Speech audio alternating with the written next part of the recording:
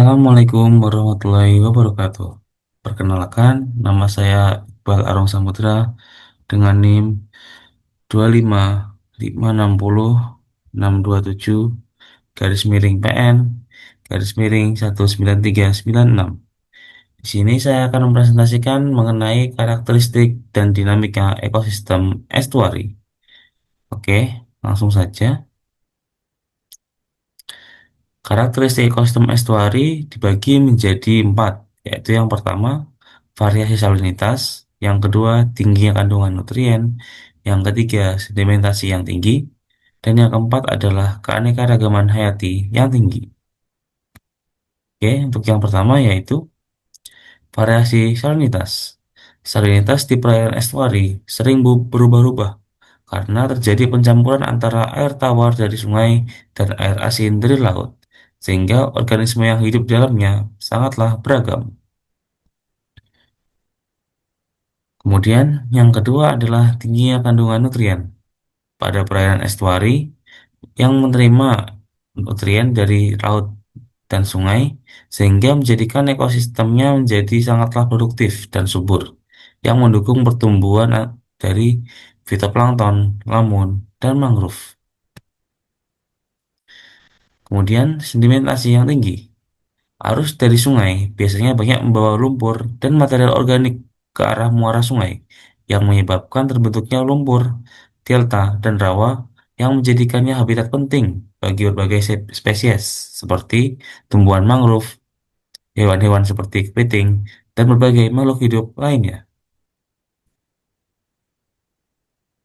Nah, kemudian keanekaragaman hayati yang tinggi.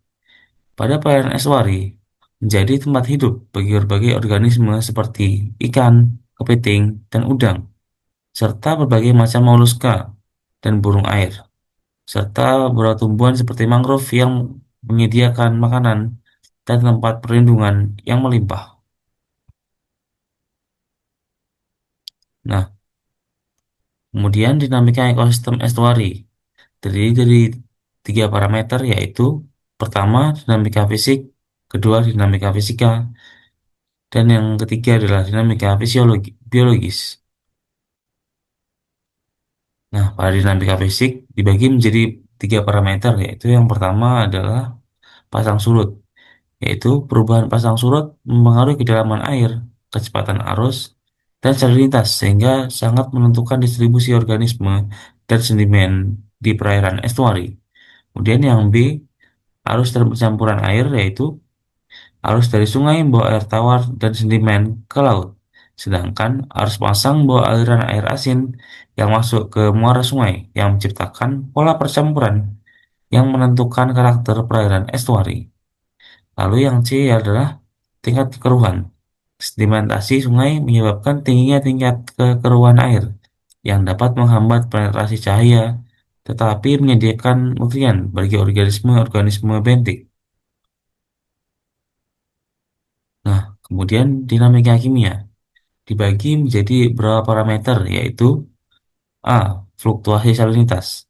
Salinitas pada perairan estuari sangat bervariasi setiap harinya, baik secara rutin atau secara harian dan secara musiman. Hal ini ditentukan oleh seberapa kuat aliran air sungai dibandingkan dengan gelombang air laut. Kemudian yang B adalah perubahan pH dan oksigen larut. Aktivitas fotosintesis dan respirasi dapat menyebabkan pH dan oksigen berubah. Pada siang hari oksigen naik, sedangkan pada malam hari oksigen turun, sehingga terkadang menimbulkan kondisi minum oksigen pada perairan. Lalu yang C adalah tingginya kandungan nutrien.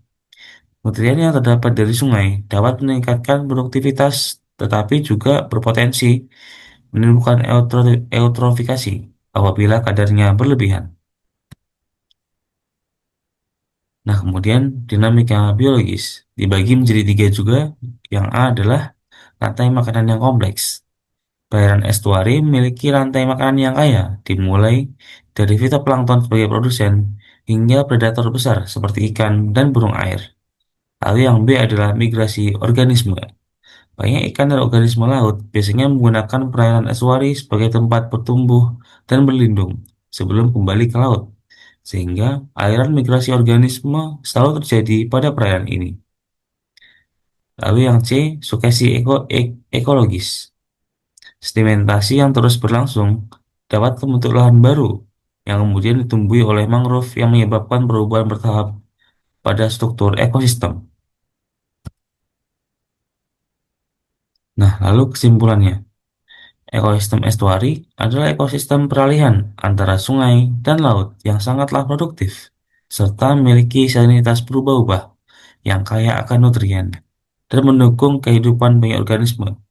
Kondisinya terus berubah-ubah akibat pasang surut dan kenaikan arus, sehingga menjadikannya lingkungan yang dinamis dan penting sebagai tempat bertumbuh, berlindung, dan berkembang biak oleh berbagai spesies makhluk hidup.